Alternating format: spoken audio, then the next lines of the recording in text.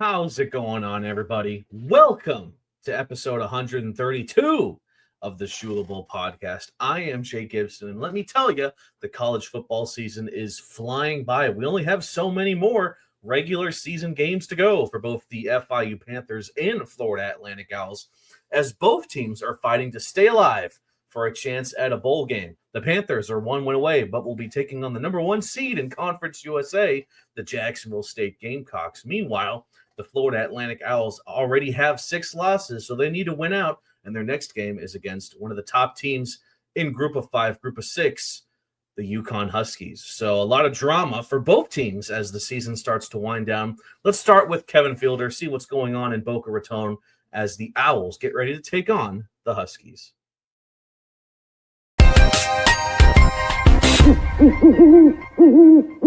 And welcome to this episode of the Shula Bowl. I am now joined by none other than Kevin Fielder. And Kevin, well, can't say it was the best week of football for Florida Atlantic, suffering a loss to Tulane. But, you know, they were in New Orleans. I'm sure they had some, some gumbo, some beignets, some took a stroll down Bourbon Street, I'm sure. Yeah. At least they had a good time, I would hope.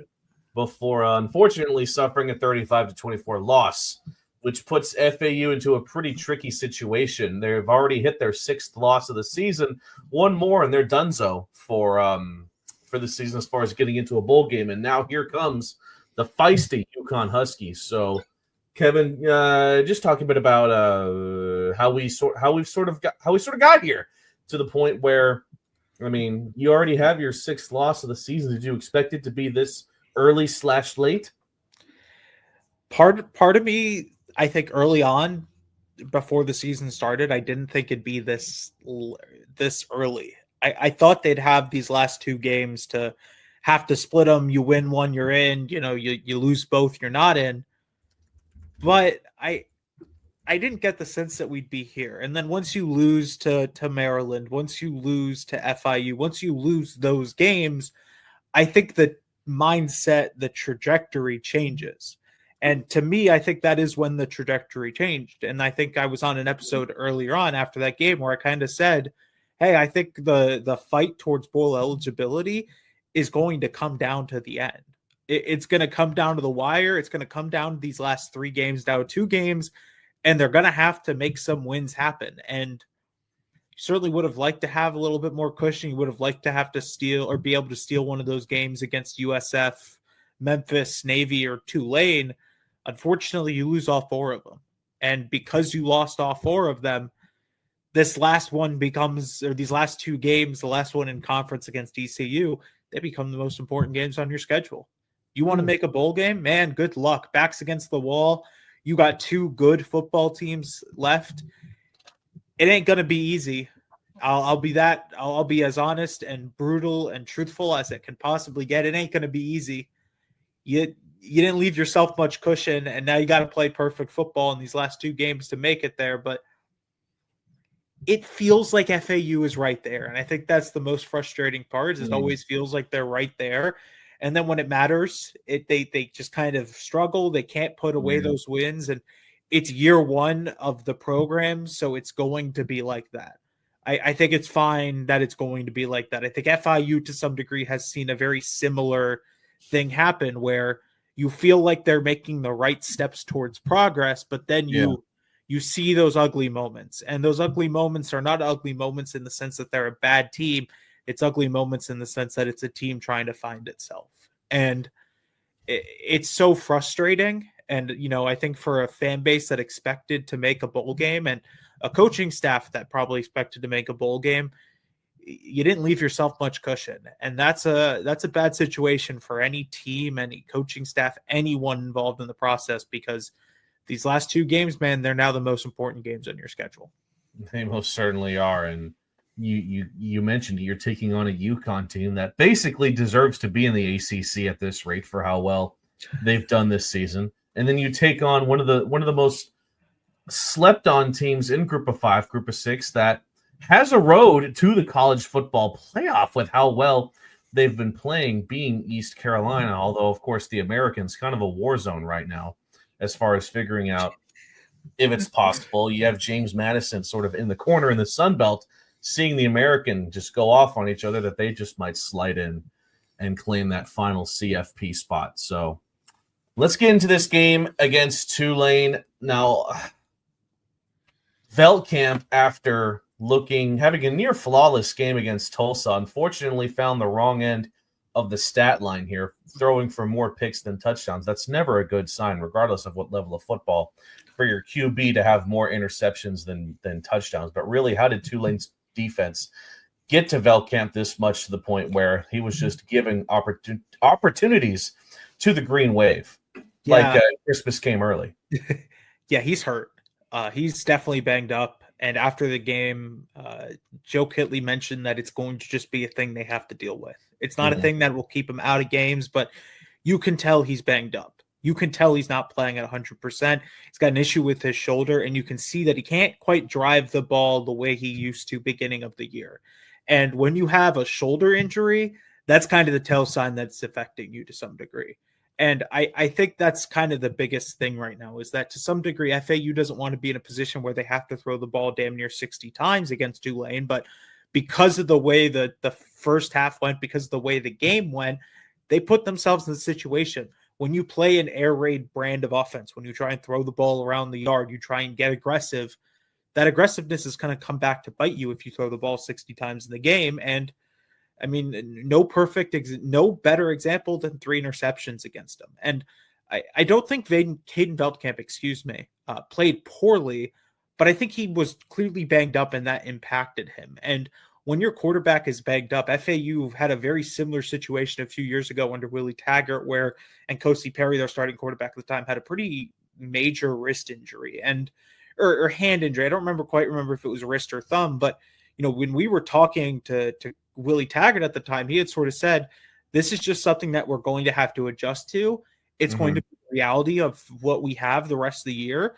We just have to figure things out. And I think this is where we are now, is that these last 2 games, it's going to be about pain management and figuring out what he can and can't do.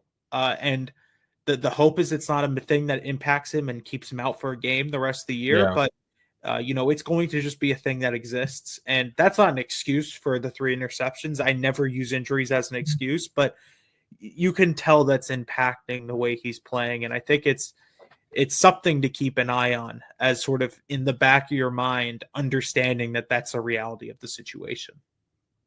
I think the most disappointing part of this game was how Florida Atlantic, for once in this season, really looked like they got the running attack working in their prior game against Tulsa. Like, they looked like they finally found something that kind of clicked.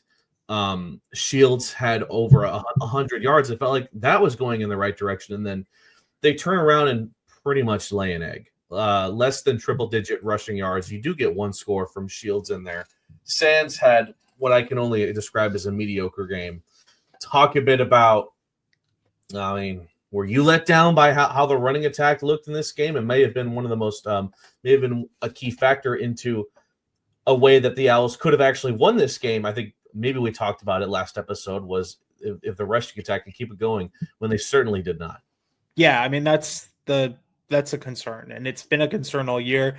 I feel like, again, it's been a broken record to the fact that I've spoken about it on pretty much every one of these episodes, but it was a major factor. And it's a factor that, when you get short fields like you did a few times against Tulane, you want to be able to run the ball to put yourself in an even better situation, where instead of it being second and long on a short field right after you got a turnover, it's 1st and 10 at the 7.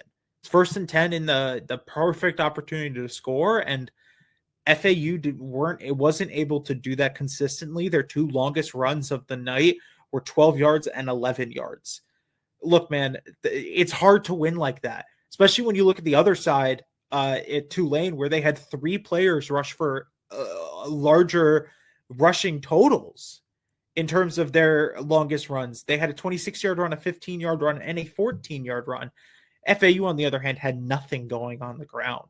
And it doesn't help now that your quarterback, who you used at times as another option in the run game, is banged up. And so now you have to protect him as well. It's a bad situation to be in. It's not one that, maybe gets figured out with 2 games left in the year, but it is certainly a frustrating situation to be in because you don't want to be one-dimensional. Even if you are an air raid attack and you want to focus on throwing the ball, you can't be one-dimensional. Zach Hitley has said that multiple times in the sense that, like, you need to be able to run the ball. You need to be able to maintain some kind of consistency on the ground.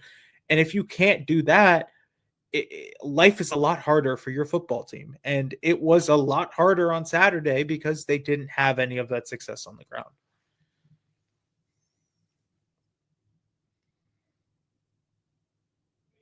You're muted, Jake.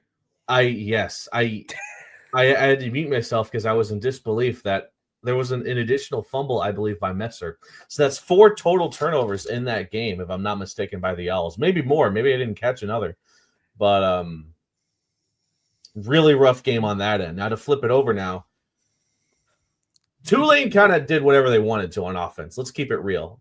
Between the passing game and the running game, they put up big boy numbers. They put up, we deserve to be back in the SEC kind of numbers. So I'll ask you this, Kevin. This is kind of what you expected, right? From Florida Atlantic's defense against Tulane. Realistically, does anything about what the Green Wave did on offense shock you? No, and it doesn't concern me either. I think that to some degree, you lived in this situation where the only way you were beating Tulane on the road in New Orleans was you were going to have to win a shootout. There was going to be no tough, hard-fought, close victories. It was going to have to be a game where you scored 40 points. And to some degree, the scoreboard says exactly that. They lose 35-24. Look, man, I'm no mathematician. If you score 40 points, you win the game. And to some degree, I think FAU did well early on to handle, to contain, to sort of keep themselves within punching distance on defense. Their first 2 drives for Tulane, they gained 14 total yards and had 2 3-and-outs. And the only reason why they're up 7-0 is because you muff the punt after that second, third and out, or 3-and-out, and they immediately convert on a 14-yard touchdown. And so that's the frustrating thing, is that, the defense, when they do their job, the expectation, of course, right, is if you're going to play complementary football, that the offense comes in and handles business. And to some degree, that's just been the issue for FAU this year, is they haven't had enough instances of complementary football. And I don't think down the stretch that the defense played poorly. I think it was the offense and the defense, and it was just nothing was on the same page. But I mean, I'm not shocked that Tulane, with one of the more talented offenses in Group of 5 football, had success on offense. That was an expectation to me. I think when I predicted the score, I said it was going to be a high-scoring game. It was going to always have to be a high-scoring game for FAU to win. The unfortunate thing is they didn't score enough points to win the game.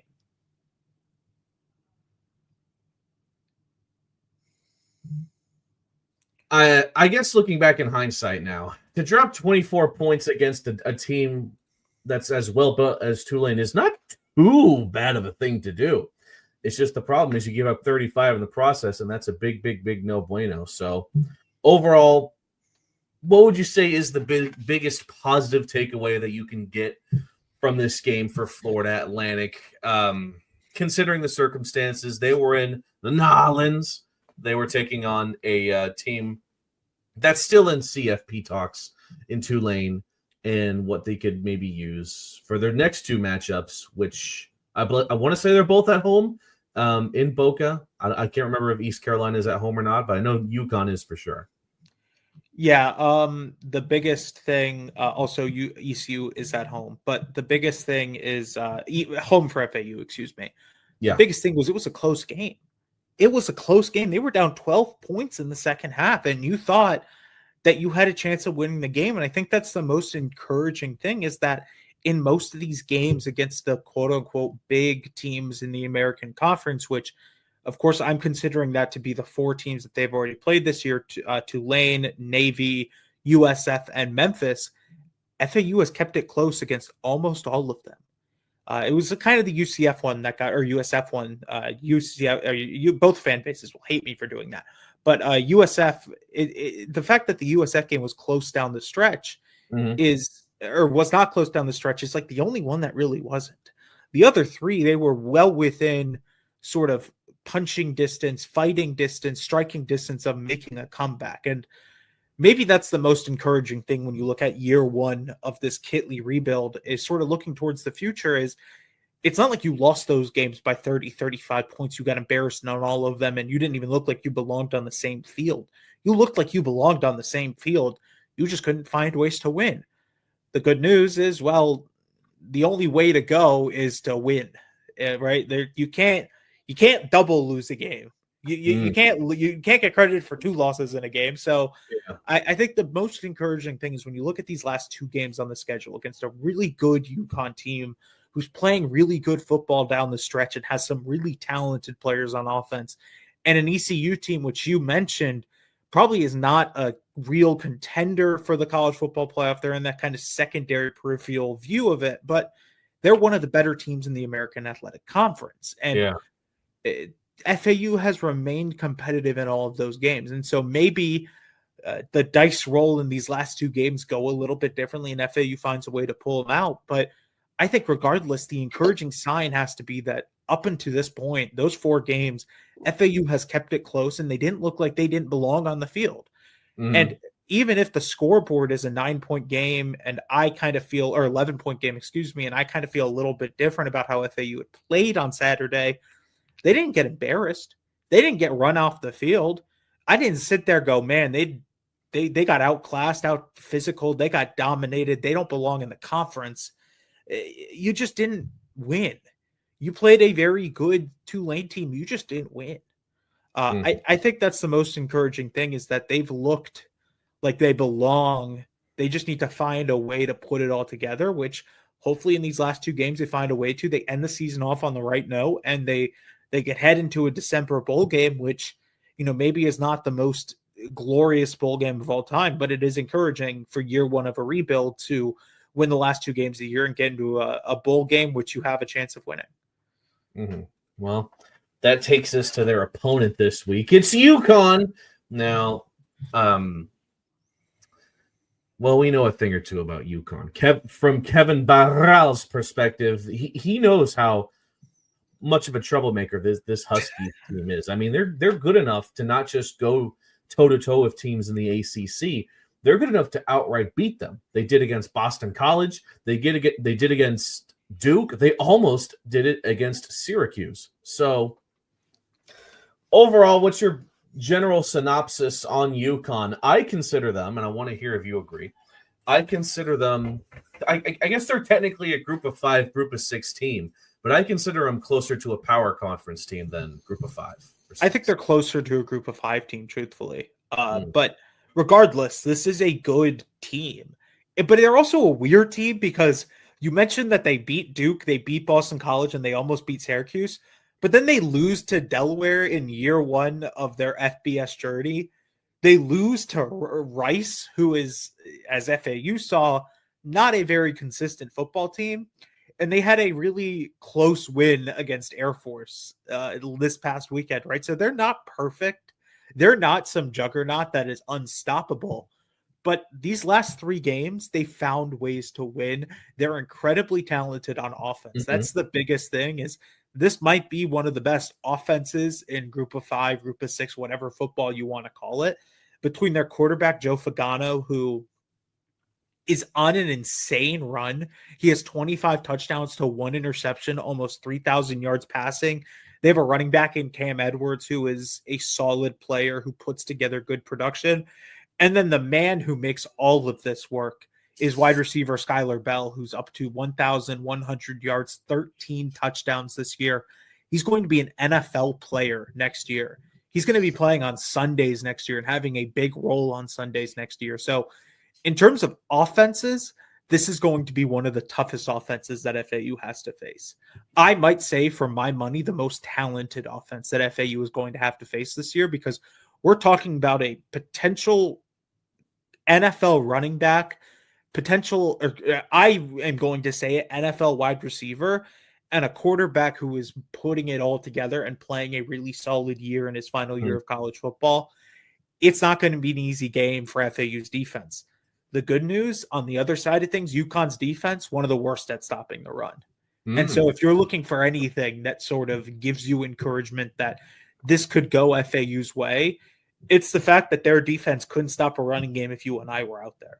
They rank in the 120s for most major advanced analytic and normal analytic in terms of run defense. And so that's kind of the encouraging sign, is that FAU might have a chance to get some things going on the ground.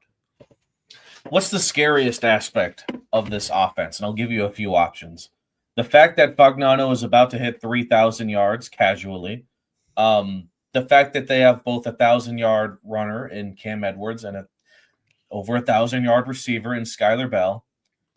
Or is it the fact that this team is allergic to turning the ball over and that their turnover ratio is egregious, being plus 12, plus one turnover for every game this season? What's the most scary aspect of this offense that you don't think the FAU defense is going to be ready for? I'm going to say it every time. The scariest offense in football, and maybe this is the coach in me or the wannabe coach in me, the scariest offense is the one that never turns it over. Because it doesn't matter what you do, you have to be perfect. They are not going to gift you anything. And between Fagnano and their running backs and their receivers, they don't gift you anything. They don't give you an inch and try and ask you to take a mile. They never give you that inch. Fagnano has one interception on the year. One. He's thrown 25 touchdowns and 366 passes, and he has one interception on the year. That's one of the craziest things I've ever seen. It's not that they're not throwing the football. It's not like they're just run the ball 100 times a game. They throw the ball twice, and it's like, well, he's only thrown one interception because he's thrown 50 passes. He's thrown almost 400 passes this year, and he's only turned the ball over once. To me, that is insane. That is something that you will not see often. And when you consider that, you consider the fact that they have 1,000-yard runner, they have 1,000-yard receiver. I mean, it's all a lot harder when they find ways to have success without turning the ball over. Because bad news for FAU, you got to be perfect. Everything's got to go right for you on defense. You got to find a way to create explosive plays, have plays, sacks. You got to find a way to stop them, and it won't be easy to stop them because they've got a running game figured out. They've got a receiver with over 1,000 yards. They've got everything working for them, and now you have to find a way to put it all together. And I mean, that's just not a good situation to be in because I mean, this is an offense where they're capable of putting up 45 points and not turning the ball over. It doesn't matter how good you play. If they put up 45 points and don't turn the ball over, you ain't winning a football game against them. Let's talk a bit about the most possible aspect of this game that actually favors Florida Atlantic. You already talked about it. UConn's rush defense and how they've given up some big yardage plays to big yardage players. But here's the problem. Florida Atlantic does not have a rush offense that could take on most FCS teams, dare I say. It's just a general problem. That's why, to most outsiders, this matchup looks like two of the best passers in college football going at it. And I'm not saying for Florida Atlantic case that they're not. But the big reason for that is because of the limitations in the running game. You say UConn has a rush defense that can be capitalized on, but does Florida Atlantic actually have the tools to actually make use of that? The age-old question that I don't have the answer to, unfortunately, because I wish I could sit here and go, well, they have this running defense that's bad, and FAU's proven that they can run the ball effectively. Well, they haven't. They just proved it last week that they're not able to run the ball effectively and consistently. I'd love to tell you that they have some secret weapon that they've been waiting to unleash. And unless their coaches are seeing something that I don't, I think that this is what you've got in terms of Caden Shields, Dutton, and Jamari Sands. Mm-hmm. The only thing that gives me hope is that this year, it doesn't matter who is they're playing. It seems like UConn is allowing a 100-yard rusher to all of them.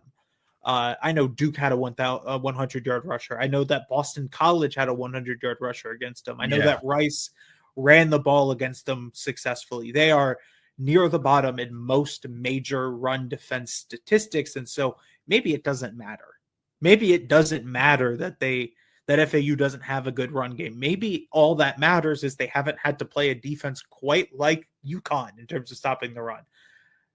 I'm not sure, but I think that's probably the hope that you have, is that it doesn't matter what your defense is doing. This is going to be the game that can turn it all around, because the truth is they haven't played a defense this bad at stopping the run. Here's the problem, Kevin. I consider Florida International to have a great running game, but when they went up to UConn, Keyshawn Owens only had 67 yards. He only had 6-7 yards and a touchdown. So, I'm going to leave the podcast for you doing that. Let's be clear. Okay, I'm sorry, Kevin. But hopefully the score isn't 67-0 in this game, which if UConn's offense clicks early, and now I'm actually talking from experience. I was able to see what I had to witness on CBS Sports Network. Oh, by the way, back at the what do they call it? The Rent over there, in UConn. But granted, this will be at home for Florida Atlantic. Do you think that might swing things around? We know Northeast teams don't like playing in South Florida. Does that make a big impact here? I hope so. I hope that all FAU needs is that they can return to the friendly confines of the flag and that they can put together a good performance. The thing that is most encouraging to me is that I think FAU has looked like a competent football team more often at home. It really does seem like they just play better at home. You look at all of their wins at home. You look at the Memphis game where they were only down one score in the fourth quarter at home. I think that they're a better team at home than they are on the road. And UConn definitely has a kryptonite. I'm not going to sit here and say that this UConn team is perfect. I will give them their flowers. This is a damn good UConn team, a damn good UConn offense. The hope for me is that FAU to some degree can put together a performance that is kind of similar to the UConn Rice game earlier this year, where Rice welcomed UConn, ran the ball successfully, was able to put together solid drives and keep the ball out of UConn's hands as often as they possibly could. That to me feels like the best pathway, forward to win this game, is that you have a very efficient offense that keeps the ball out of their hands. And the only way that, I think to some degree, keeping the ball in your hands might as well be a turnover, because it means that Skylar Bell, Cam Edwards, and Joe Fagano are off the field as often as possible, because the less they're on the field, the less you have to worry about them killing you for 45, 50 points. Are they going to kill Florida Atlantic for 45 to 50 minutes? I turn it over to you now to tell me how this game's going to go and what's a score going to look like between band for band, two of the best passing quarterbacks as far as yardage in college football. I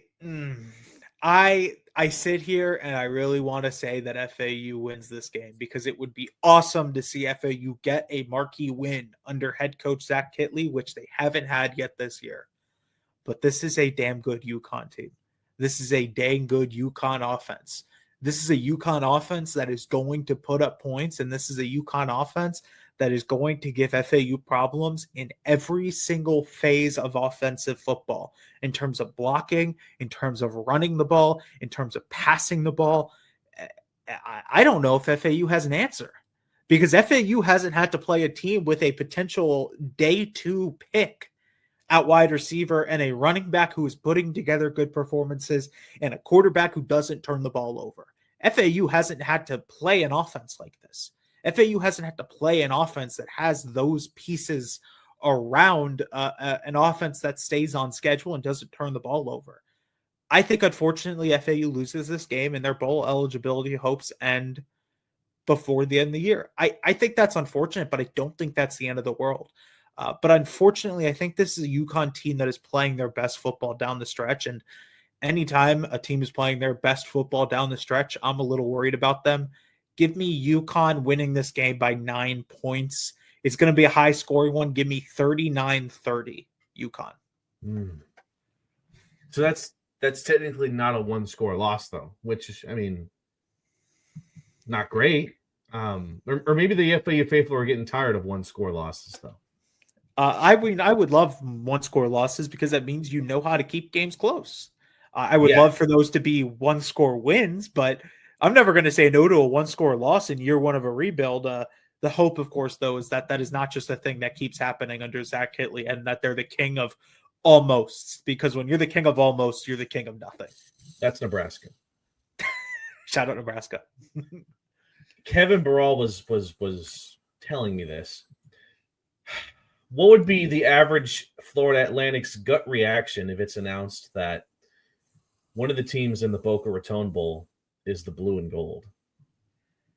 I don't think FAU would care. Truthfully, I think that the having the bowl game at our home stadium's cool, but for the most part, USF was in that bowl game a few years ago, and every FAU fan was like, "Oh, that's cool."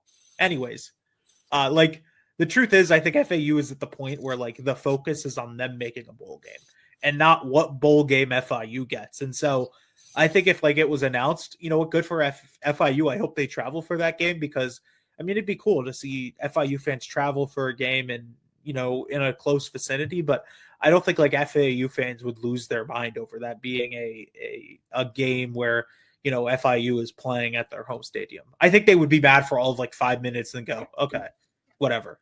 Okay. Well, all righty then. That's the situation. Unfortunately, not a very good one for Florida Atlantic, according to Kevin Fielder. But you never know. That's why they play the game. And any given Saturday.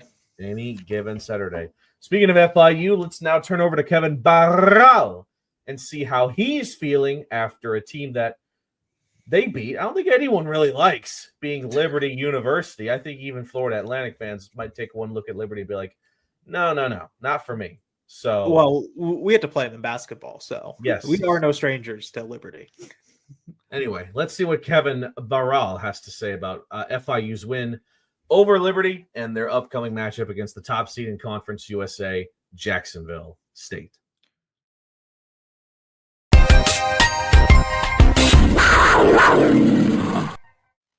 And welcome back to the Shula Bowl podcast as we continue on here. Now it's time to talk about the FIU Panthers, a positive change of pace for the episode because FIU, the Sunblazers, as I should refer to them for just this episode, took down the Liberty Flames, technically knocked off, as I believe the Flames were slight favorites, by a score of 34-27. You got 5 wins this season, Kevin. You're one win away from a spot at bowl eligibility. How are the vibes feeling after this game? How did it feel taking down the Flames compared to some of the other opponents like Florida Atlantic, Western Kentucky, and Middle Tennessee? Yeah, glad to be back doing this. Yeah, it was fun, right? I mean, back-to-back wins, first time this season. FIU rattles off a couple in a row there, and it felt good to do it. It was crazy game, but FIU able to pull it off against Liberty, a really good team, regardless of record or what you want to say. Mm-hmm. And I got to say, Jake, we've been talking about it. What hotel we're staying at, where we may be going, the bowl game trends. You have 2 games left. Obviously, you can never say never, but we're feeling pretty good right now down here in Miami in South Florida. What do you want? The Boca Bowl? We have the 68 Ventures Bowl.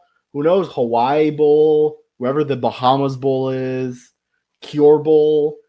There's a lot of choices. But Boca Raton Bowl is the best case because we can link up with Kevin Fielder and have a Shula Bowl IRL stream. But he would have he'd be watching some real talent on the field, unlike those 4 and 6 Owls. Let's get right into talking about that win against the Liberty Flames. So you said it, 4 and 6. The Flames are.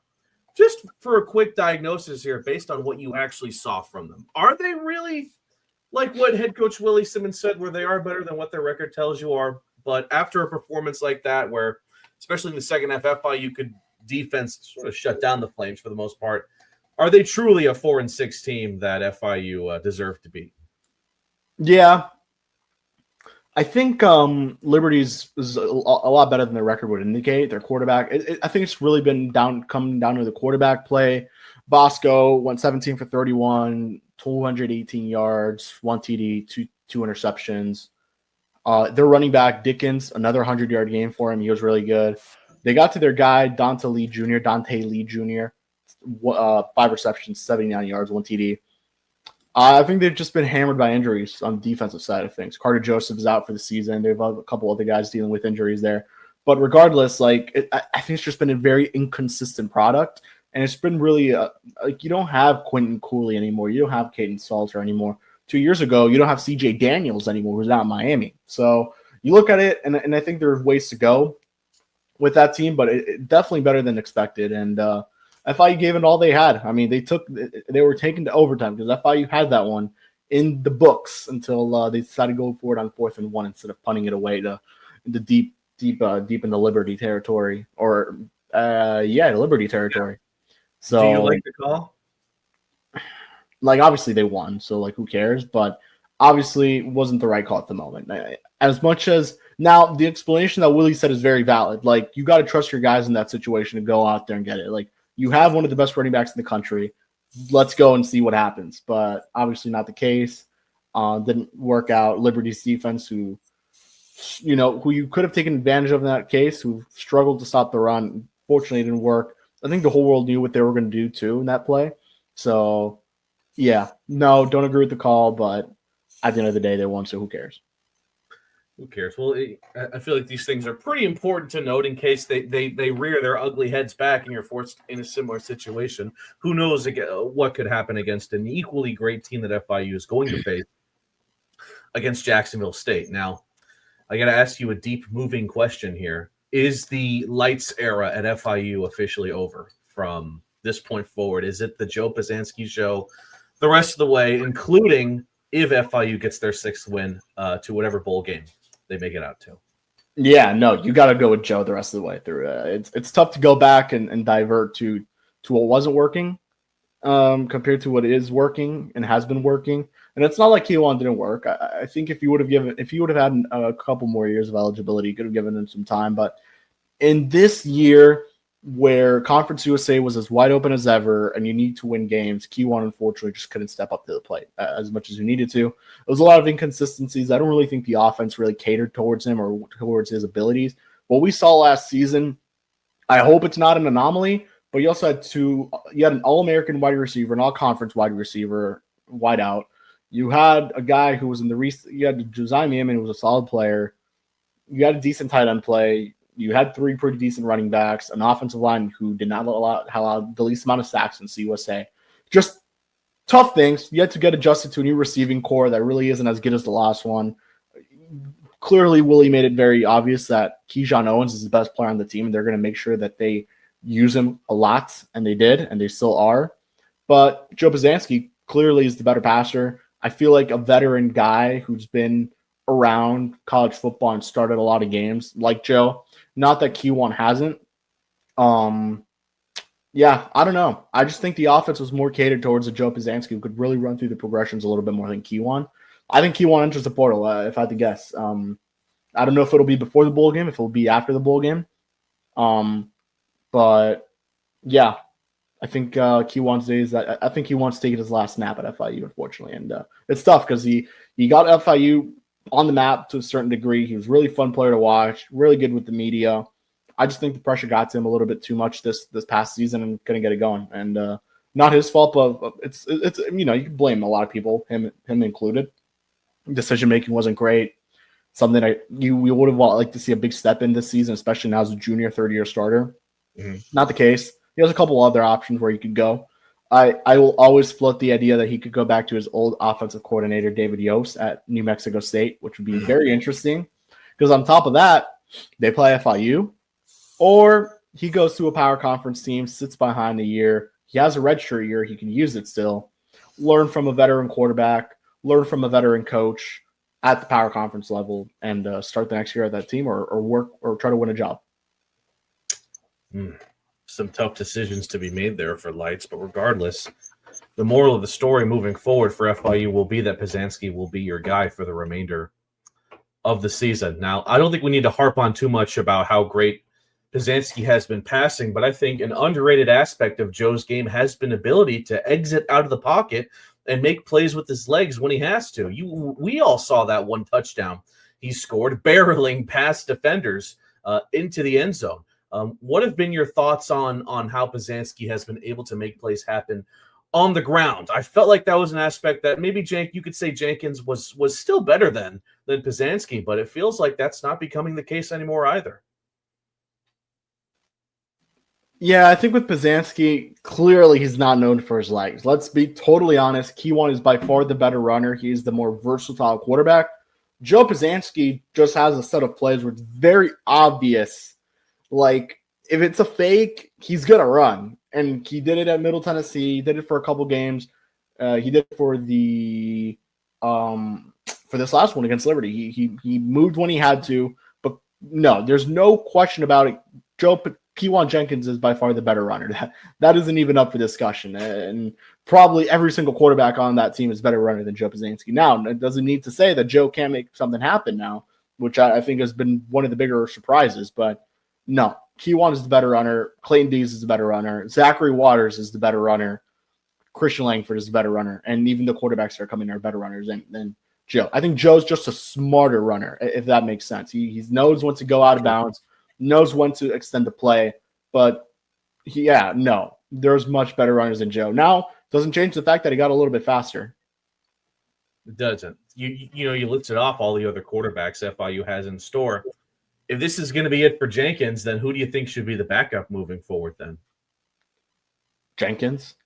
Okay, so staying with Jenkins. You don't think there's not going to be any animosity towards that, right? I feel like Jenkins has taken this decision in stride as well as he can. It feels like, if I'm not mistaken, he led the team chance entering the fourth quarter, I believe, at Middle Tennessee. Maybe he did something similar here against the Liberty game. But yes, he is still the leader of this team. That does not change anything. He is the leader of the team. He runs out with the team. He leads the team warm-ups. He leads the fourth quarter. Yes, that does not change. Kewan is still the leader of the team. They still like Kewan. But unfortunately, at this point, you got to go with Joe. Now, I don't know how much of it is injury. Kewan is still being listed as questionable week per week on the lovely availability reports that we have. But aside from that, I think it's a benching. But that's something that we'll have to ask Willie tomorrow, which we're recording on Monday. Okay. Moving on now to the rest of the offense. Who is the definitive wide receiver 2 at this point for FIU? Is it even up for debate? It feels like you can make a case for McGuire Anderson. You can make a case for JoJo Stone, Kyle McNeil. Maybe you can throw in one of the tight ends too. But we know that Alex Perry is going to give you reliable yards and maybe a touchdown or two, game in and game out. But who do you think has proven that he is the most effective second option for Pizanski? There's no second option. Like, there's no definitive second option, unfortunately. It's a lot of guys that could do a lot of different things and are going to help you in different ways. JoJo Stone's got the speed. He's your gadget tool player. You can put him in the slot. You can put him out wide. He's going to do a lot of different things for you there. He's clearly been one of the more sought-out targets for Pizanski. And then you have Kyle McNeil, who you would have thought would have risen up to that wide receiver 2 spot. Just hasn't had that type of a season. And he's a little bit taller. He's somewhat fast. He can help you out in that sense. McGuire Anderson, Ross Fournier, 2 guys who've really stepped up, who probably wouldn't have seen step up as much as they have this season. McGuire Anderson with a touchdown, first career touchdown in OT. But no, there's no clear wide receiver 2. And recently, the tight ends that really haven't been getting it going in terms of like production offensively. Dallas Payne, like, he's got a couple receptions here and there, but nothing too consistent. I would have liked to see more usage of Jackson Verdugo. That hasn't been the case either. But when you're in a situation when you're like this and one win away from making a bowl game, you got to go with your vets, and I think that's what they're doing. And yes, outside of Alex Perry, I don't think there's a wide receiver 2 or even 3. Well, okay then. Let's shift over to defense now. Talk a bit about what you saw from how FIU was sort of able to adjust coming out of halftime and against a Liberty offense in the first half, which quite frankly at times was killing this FIU defense. They were able to turn things around and limit the Flames to only 6 points total. And, of course, the latter one being in absolutely insane succession with only seconds to go. How did the defense do it? Yeah, I think the biggest adjustment in that second half was really attacking the corners, the edge. Liberty was taking advantage, running it outside, trying to get the edge, trying to go through the edges, and they did. But FIU made the adjustment, limiting that. FIU ended up limiting Liberty to literally 2 field goals the rest of the way through in that second half. So just explains what, obviously one of them really hurt FIU, but just shows the adjustments. Got to talk about the safety play. Josiah McGrew was awesome. 10 total tackles, all solo tackles. He had an interception in the fourth quarter. Then you had Shamir Sterling, 10 total tackles as well. He had a really good game. Mr. Clark with the game-winning interception in overtime. So overall, really good games. And Keegan Davis at the edge really set the tone. 2 sacks. Second one was an OT on the third down going in to force the fourth down play. So couldn't have asked for a better day for this defense. In the second half, first half, they were really being taken advantage of, and I think they made the right adjustments. So got to do it against Jacksonville State, who's a team that really, really, really has the best running back in the country in Cam Cook. So won't be easy, but I think FIU's defense really set themselves for a really good, nice senior day. How badly did your heart sink when the field goal went in, seconds to go? It wasn't when the field goal went in. It was when they got the first down on the big chunk play. By that point, you knew the field goal was going to happen. And it really needs to be noted, like, the officiating was horrible. It was terrible. In no world should Liberty have even gotten that field goal off. Because of substitutions that would have drained time off the clock, but they... And I know you want to comment about it, and we will when we record the positive preview. Because I know you want to stay to your weird neutral host thing, but Kevin, I'm just asking you about what do you think? What do you think of the officiating? You were at the game. You cover FIU. I think it was horrible. I know a lot of people on social media have complained about it. Just Conference USA. What do you think, Jake? What do you think, Jake Gibson? It was interesting, to say the least. Definitely worthy of all. Get into the positive preview if you want Jake's real thoughts. And last but not least, what was your biggest takeaway from the not just one but 2 personal fouls called on the coaches? Do you think that it's a bit of irony considering what we found out about the situation last week with Julius Pierce and all that? I mean, I will say I would kill to know what exactly was said between Simmons and said official. Yeah, I'm actually curious. I am curious to see what was said. You must have said some really out-of-pocket thing. But the Gator one, I didn't even notice, to be honest with you. I think it was a sideline warning. Both teams got a sideline warning, but out of that, like, nothing really to be said about it. Just, again, terrible officiating. That's part of it, too. Why do you give Willie a penalty for that? Like, he noted it. In his 20 years of coaching, he did not even know he could receive a personal foul. So, yeah. How about that?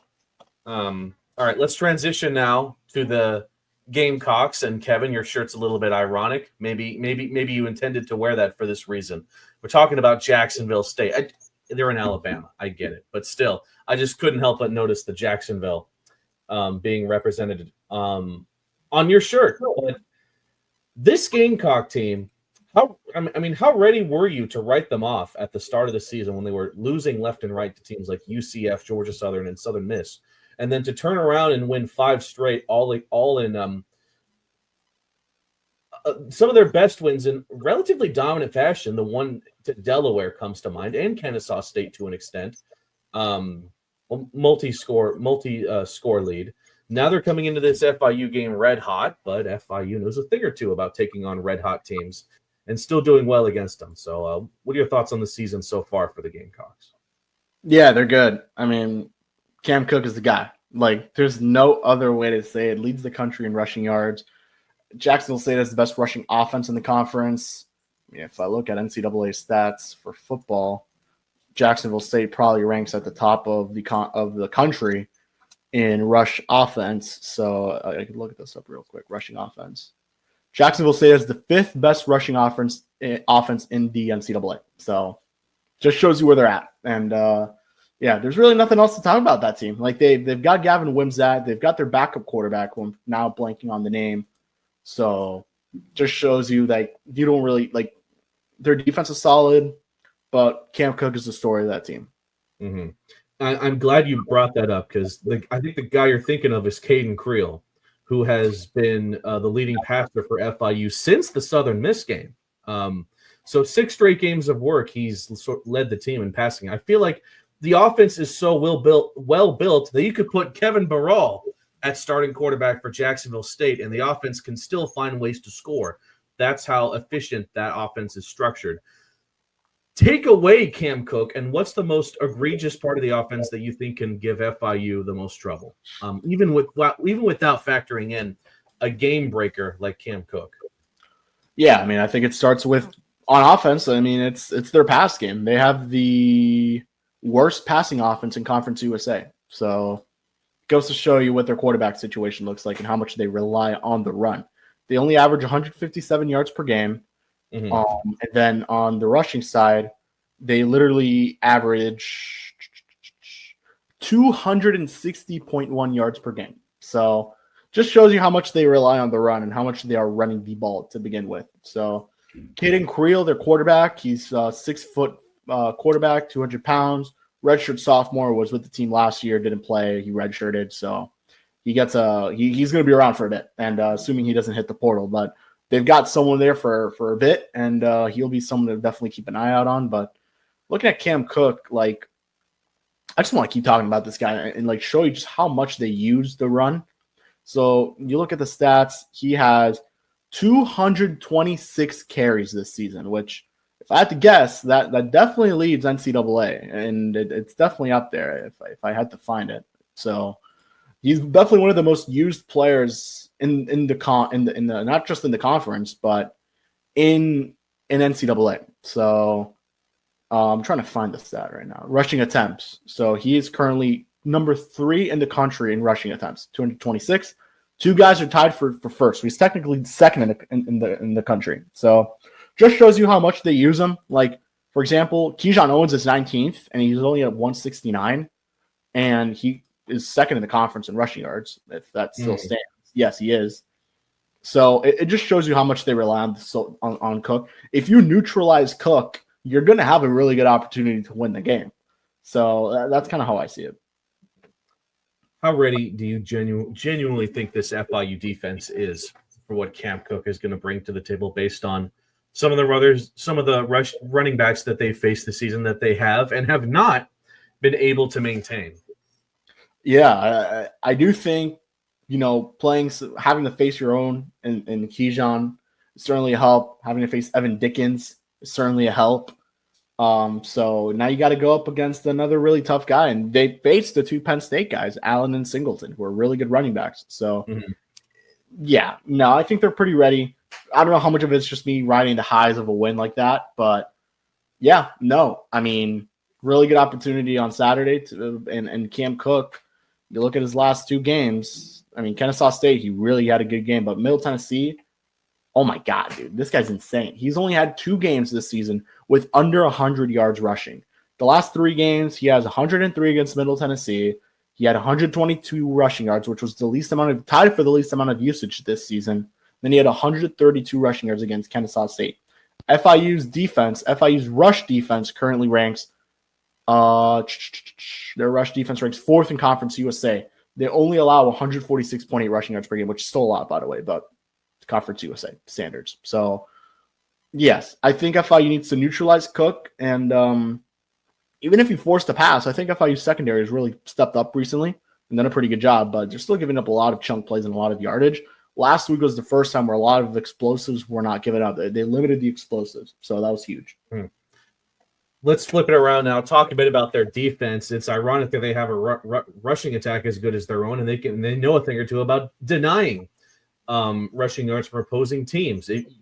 FIU only gives up 146.8 rushing yards per game. The Gamecocks only give up 145, just right above them in that regard. Now, their pass defense is a bit more susceptible, and I think that's probably what I'll ask you right now. The biggest weak point of this Jax State defense overall, I mean, based on what we just took on, which was Liberty's defense, which is arguably the best in Conference USA at this point. How much does Jax State's defense really scare you in this game? Not a lot. I'm not gonna lie to you. They don't scare me too much. They're a very average defense. You look at their totals; they are seventh best defense in the conference. So almost halfway through, just below average per the conference. Their pass defense is terrible, 10th. Their rush defense is good. It's third. It's really good. So that's going to be definitely an issue. But recently, when you've looked at FIU, they've really strived on throwing the ball, getting the air game going. Let's get the air game going. Yeah. So that's what they're going to do. You're going to be in a really good situation, especially with Pazanski, who's really been airing it out well recently. So I think you're in good hands when it comes to stopping this Jax State defense or getting the best of them. Famous last words spoken by Kevin Burrell in regards to Jax State's defense. We'll see. We will definitely see, but I don't think anyone is really prepared for what Pazanski can bring to the table when he's firing on all cylinders, as we've seen these last two games. What's the biggest thing aside from stopping Cam Cook? Because it feels like Cam Cook will still get his numbers, regardless of how well FIU's defense plays. Cam Cook can still find a way to get some decent yardage, maybe a score or two. That's just the Cam Cook effect. Take away Cam Cook. What is the biggest thing that FIU really needs to hone in on in this game in order to take down the Gamecocks? Sorry to break it to you, but it's stopping Cam Cook. I mean, that guy's the heart and soul of that Jacksonville State team. And if honestly, take advantage of the passing game. Take advantage of the passing game in this one. We saw it against Liberty. Let's do it against Jacksonville State. There's a world where FIU could beat this Jax State team. Jacksonville State is riding a very, very hot streak right now. They're undefeated in conference play. They just absolutely demolished Kennesaw State, who was a really good team, undefeated as well in conference play. But I think one thing we've learned is that every team in this conference is beatable, and every team in this conference, to a certain extent, has vulnerabilities. So let's find those in Jacksonville State, and I think you would have a good shot. Mm-hmm. You said in a world, FIU can beat Jacksonville State. Is it this world? As I make you the priority here, there we go. How is this game going to go? Who's going to get the win? Is FIU bowling, or are they going to have to wait another week for the opportunity to do so against Sam Houston? And what's that score looking like? Bowling, baby. 34-31, Panthers squeeze it out. So you're really confident that the FIU Panthers can now win in close games, because prior to that Liberty win, every other game FIU has won has been by at least 2 possessions or more. That was the first one where it was a 1-score win. Now you say they can do that again.